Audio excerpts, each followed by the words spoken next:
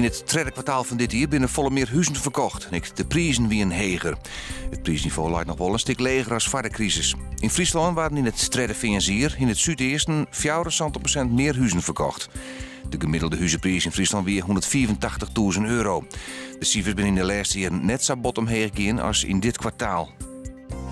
De zachte winter van nu en de matige winters van de oude jaren budget dat het maar kwart een definitief dien is, maar de winterban. Dat zei Jan Kramer van Ipe Kramer Automateriaal in Ljouwert. Omdat de winters hield het warmer worden, in de aparte baan voor de winter, maar kwart net meer nedig in Nederland. In een protte is de winterbaan al net meer verplichten. Cambuur middenvelder Jack Bourne is maar zijn 19 hier en 240 dagen de jongste doelpuntenmaker eer van Cambuur in de Eredivisie. Bourne scoorde de 0-3 in de uitwedstrijd in Excelsior Juster. De wedstrijd eindigde in 1-4 en dat betekent de eerste uitoverwinning voor Cambuur zo'n 14 december vorig jaar. Joen en vannacht zijn naar Rijn, 9 graden en eerst zwarmig waar, let op het wat rustiger. Morgen zacht, rond 15 graden, maar geregeld ruimwetter en een krachtige, zwarmige zuidwestenwind.